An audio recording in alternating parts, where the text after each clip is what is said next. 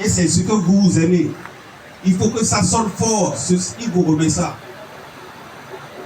Ah oui, vous avez ça, vous mettez ça sur votre clip, c'est foutu. Parce que ça ne passera qu'en Afrique. Le Moins Neuf ne passe sur aucune chaîne en Europe ni aux États-Unis. Et vous avez intérêt à veiller à cela parce que c'est là-bas qu'on paie les droits d'auteur. Hein. C'est dans ces pays qu'on paie les droits d'auteur. C'est pas en Afrique. Les droits, on s'en fout. Les gens disent non. C'est arbitraire. On collecte quelques trucs au niveau des buvettes et puis c'est fini.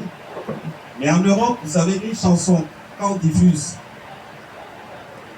c'est pas moins de 10 € en termes de droits d'auteur. C'est tout comme si vous vendez un disque. Si on diffuse une seule fois. Donc, il faut respecter les normes tout simplement. Et ça, votre équipe, il faut avoir une équipe professionnelle. Il faut que les gens comprennent les codes, les normes. Quand l'artiste, vous êtes manager, l'artiste vous remet son produit. Il faut déjà, ok, comme l'artiste n'a pas trop de moyens aujourd'hui, vous pouvez jouer le rôle de directeur artistique. Vous êtes au studio, vous comprenez tout.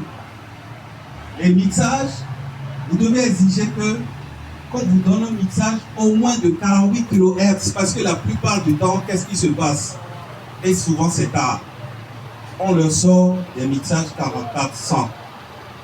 Aucun clip au monde ne prend un son de 4400. Quand vous envoyez un son de 4400 à un monteur clip, lui va transformer en 48 kHz. Mais c'est foutu. Parce qu'on sait que c'est du 48 kHz trafiqué. Donc déjà, en tant que manager, vous devez veiller à ce qu'au niveau du studio, qu'on vous sorte le mixage en 48 kHz. Le CD c'est 4400, on va faire du downsampling à 4400. Mais au niveau du clip, c'est 48 partout dans le monde. Maintenant, en tant que manager, directeur artistique, vous devez veiller à ce que, ok, au niveau du mastering, qu'on vous sorte le mastering boîte, le mastering télé, le mastering streaming. Exigez ça. L'autre chose, le mastering n'est pas fini avec le son.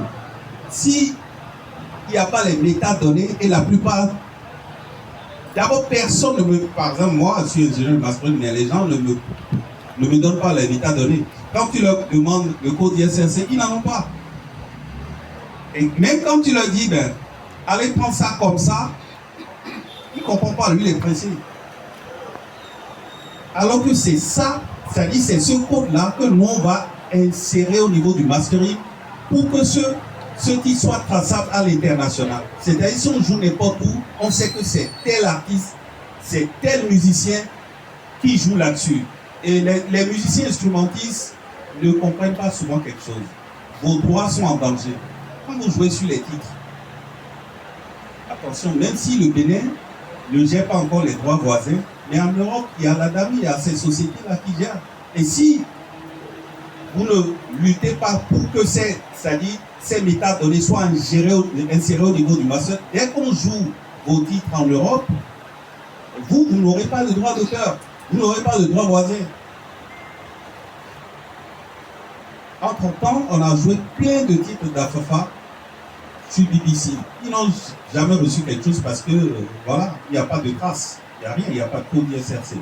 Donc, pour être concret, moi je vous dis, pour vos œuvres prochainement, si vous voulez demander les codes ISRC pour vos œuvres, allez sur la plateforme de l'ISRC pour prendre votre code producteur. Et si vous êtes artiste, vous prenez le code artiste producteur. Il suffit d'écrire à isrc@ifpi.org. isrc@ifpi.org. Vous aurez isrc@ifpi.org.